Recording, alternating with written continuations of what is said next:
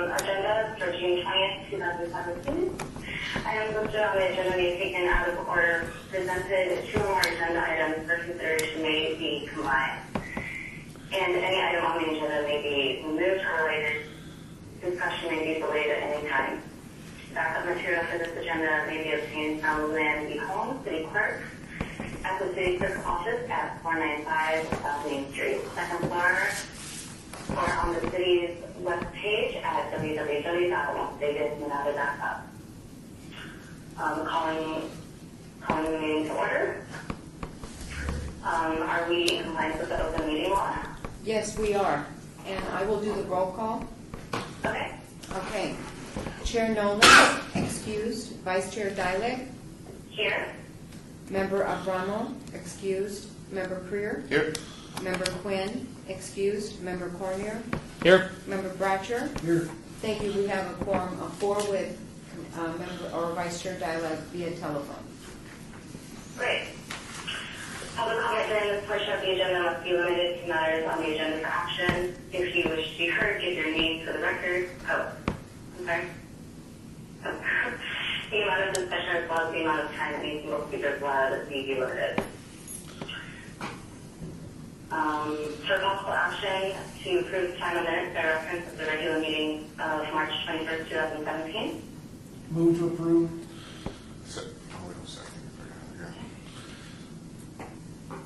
All in favor? All in favor? Aye. Aye. Aye. Any opposed? Okay, motion carries with 4. Okay. We're going to hold item 5. We're going to trail that casino. Okay. All right, so item 6, ARC 7, oh, I'm sorry. Can I move on to item 6? Yes, please. Okay. Item 6, ARC 70159, BDRC public hearing, applicant owner, MW LLC, for possible action on a request for a major amendment of an approved building and sign elevation review, SUP 55272, for a proposed 16-foot tall, 173 square foot freestanding sign and approved medical marijuana dispensary at 1112 South Commerce Street, ATN 162-04506007, which is industrial zone Ward 3, Coffin.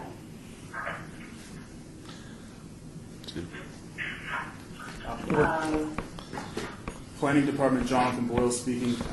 Ms. Chairwoman, the applicant has requested a signage review to utilize a 16-foot tall, 173 square foot freestanding sign located on the east perimeter of the lot adjacent to Commerce Street on property located at 1112 South Commerce Street. The property is within the M zoning district and is entitled for a proposed medical marijuana dispensary. As proposed, the sign does not conform to Title 1912 minimum special use permit requirements, which allow for a 2-foot tall, 30 square foot wall sign per street frontage. A companion item special use permit, SUP 70160, for a waiver to allow the proposed freestanding sign that exceeds the 30 square foot maximum allowed, was recommended for denial by the Planning Commission on June 13th and will be heard by the City Council on July 19th. Staff recommends denial of the requested signage review as the proposed signage does not meet Title 1912 requirements pertaining to the medical marijuana dispensary use. In addition, on July 19th, the City Clerk's office received a request to abate this item from today's Downtown Design Review Committee meeting for up to 90 days or to the next available Downtown Design Review Committee meeting.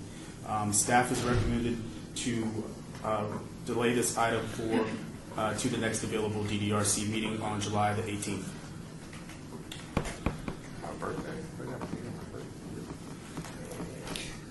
All right, and so should we'll go ahead and hear from the applicant or the applicant present? No, there is no applicant present for this item. Okay, we're looking for that. Yes, since they've asked to go to the next meeting, yes. And this is Steve Swan from Department of Planning also. The date can be set at least for 2 weeks from today as well. It does not have to be 30 days. Just so that's on the table. Okay. My apologies. I'm having a hard time hearing everybody. Chair, through you, staff is stating that they can actually abate this item to occur 2 weeks from today, if necessary. But Chair, through you, I do have one question of staff regarding the justification for the abeyance. What is the justification? The email sent to the clerk did not state a reasoning for the delay of the item. There was no justification given in the email. And Chair, through you, Vice Chair, through you, my question regarding this application or this request is that it is calling for a freestanding ground sign where freestanding ground signs are not allowed for medical marijuana distributors. And there is a section of code that allows the wall sign to be waived, because the maximum we can allow is a 20 square foot wall sign, I believe. 30 square 30 square foot wall. 30 square feet, 2 feet tall, which is the old standard. So I understand that that can now be waived, but basically this sign would not be allowed per today's code without the waiver request. Correct. And seeing that the applicant's not present, I would make a recommendation that we abate this item for a period to be determined by staff, 2 weeks. You gotta get a quorum. We will make every effort to get a quorum for 2 weeks. So suggestion would be to abate this item for, my recommendation would be to abate this item for 2 weeks. Okay. So all those in favor of pausing this item until 2 weeks from today? So is that July 2 weeks? July 4th? Are we having another meeting on? Ooh. July 4th. Yeah, I'm That wondering. wouldn't have You been said 2 weeks. Okay. Yeah. The next available meeting. So is it the So is the 18th? The 18th is when you're normally scheduled. 18th? Yeah. Vice Chair, through you, I'll amend my recommendation to say we will obey this item to July 18th. Okay. So do I have a motion to delay this item until July 18th? Member McNor, I'll second. I'm sorry, I can't hear. Member Panera has seconded the motion. Oh, okay. And all those in favor? Aye. Aye. Okay. Opposed? Motion carries. Alright, so moving on to item 7. ARC 70566, PDRC public hearing application, The Chapel LLC. Owner, The Chapel Properties LLC, for possible action on a request for signage design review for one wall-mounted sign with a waiver of the scenic byway illumination requirement at 1717 South Las Vegas Boulevard. ATN 16203310003. B2 General Commercial Ward 3 Kaufman. TRJ 70184. And Mr. Lyle. Yes, this is Jonathan Boyle, City of Las Vegas Planning Department. Again, Ms. Chairwoman, the applicant has requested a signage review to utilize an existing 23.95 square foot wall sign located on the south elevation of the building facade at the front of the property, which requires a waiver of scenic byway overlay illumination requirements on the building located at 1717 South Las Vegas Boulevard. Staff recommends denial of this request as the proposed signage does not meet the requirements of the Las Vegas Scenic Byway Overlay District for 75% neon or animation illumination. And do we have the applicant present? Yes, the applicant is present. Good afternoon, Alana Creer, Chapel of the Flowers. Thank you for calling in today, Chairwoman. My apologies for not being there. No problem. 1717 South Las Vegas Boulevard, Chapel of the Your Flowers. position, or I'm sorry, with your project? I'm sorry? Oh, please go ahead. Okay. So I've passed out some photographs of the chapel at night so that the members can all see what the illuminated sign does look like at night. It is not neon, but it does have an add to the strip as the statute is intended to beautify and maintain the character of the Las Vegas Strip. So I wanted to have the members take that into consideration today. There's some other pieces of pictures of the property to show the lighting that you see on the property. It's a soft, nice glow a big part of our business is photography that has to be taken place on property. It's all in-house photographers, and our property is very much sought out after our photographers, and neon signs don't necessarily go with images for wedding, if you will. We purchased the property in 2014, and prior to that, my understanding is that it was the same owner for about 30 to 40 years. Since 2014, we have spent over $2 million bringing the property up to code, beautifying it and making it just vibrant again for everybody in Las Vegas and for all the visitors that come to visit. So the last image is just one example of the photography that's taken on the property. But there's just countless of locations, and a very sought after location is the front of the property underneath that signage. Any questions for me?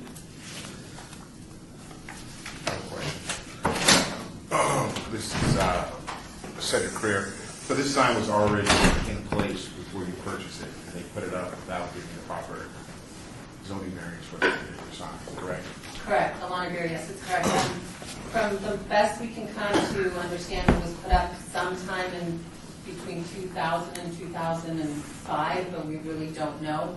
And it was exactly like this when we purchased the property. I mean, I think it's aesthetically pleasing, and it fits the decor of the building. I don't have a problem with it. I'll be supporting it.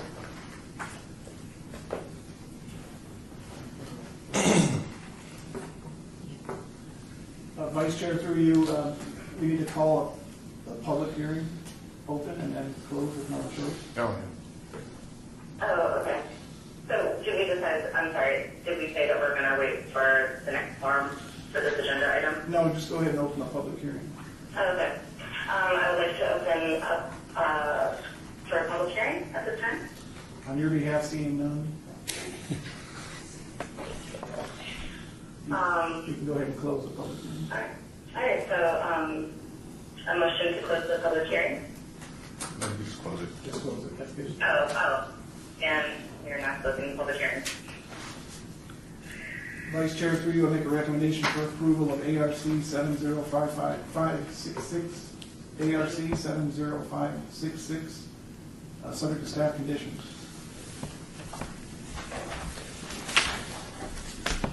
Member Canoyer, I'll second that motion. Okay, all those in favor? Aye. Aye. Any opposed? Motion carried.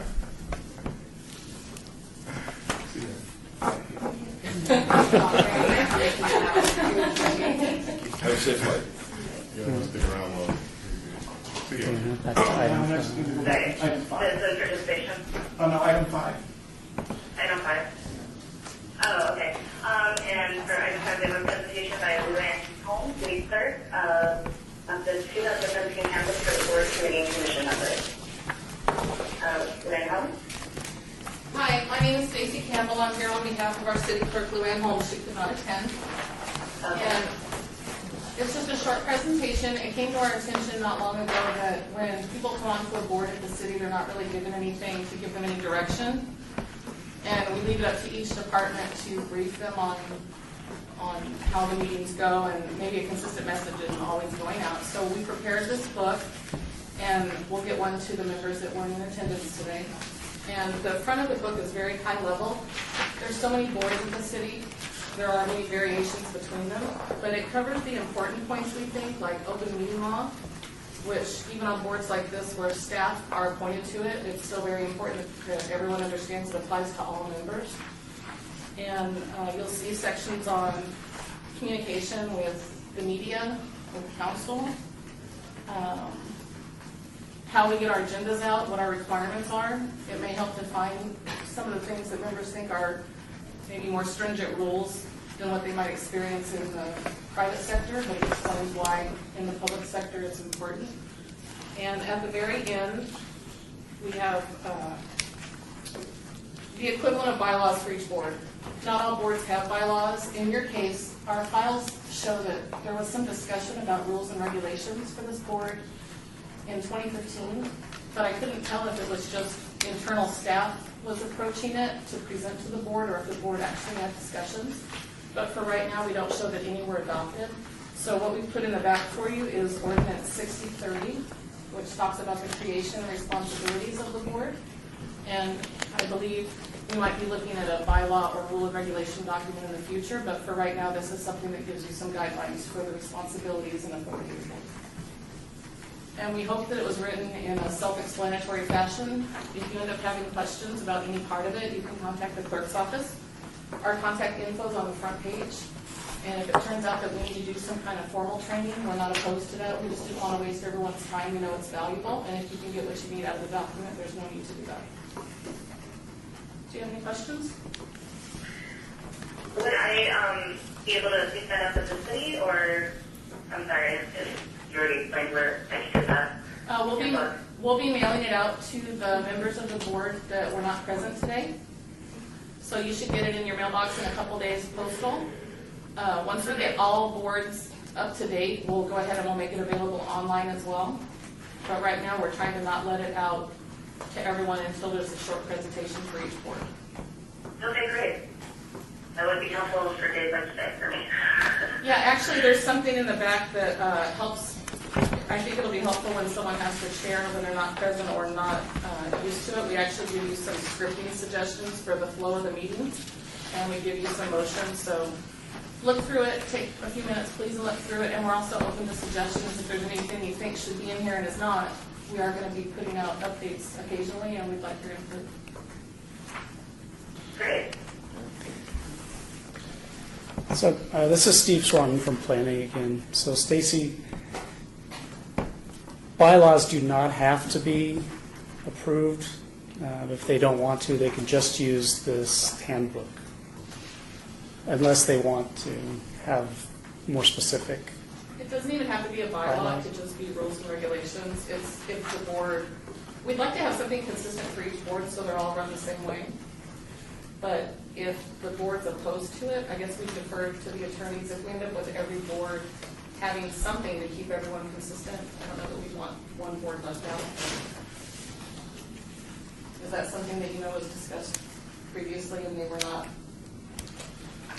wanting to go that direction? Well, I know that we had some bylaws, and you're saying they weren't passed. They weren't. I'm saying we can't find proof they were adopted. They were adopted. Okay. But do you know that we did? No, I don't know. Oh. I just know that they were drafted. Yes, I talked to staff in the planning department, and they found the same thing that I had here in our records, but we don't show they were adopted. So I don't have any history on why. I don't know if they were brought forward to the committee and the committee didn't want to adopt them, or if it never made it that far. But we will approach that down the road. For the moment, this gives you good operating guidelines for being a board member in general, not specific to this board, but just all board members in general. All right, thank you. Okay. Thank you. Any other questions? I think we can close item 5. Okay. Okay. So, Item 8. Item 8? do I need, I'm sorry, do I need to, No, just item 8. okay. Item 8, citizens' participation, public comment during this portion of the agenda must be limited to matters within the jurisdiction of the committee. The subject may be acted upon by the committee unless that subject is on the agenda and is scheduled for action. If you wish to be heard, give your name for the record, the amount of discussion on any single subject, as well as the amount of time any single speaker is allowed may be limited. Are there any public comments? On your behalf, there are no public present. All right, thank you. And item 9, adjournment. A motion to adjourn? Can I make a motion to adjourn? Great. Oh, second that. All those in favor? Aye. Aye. Okay, great. Thanks,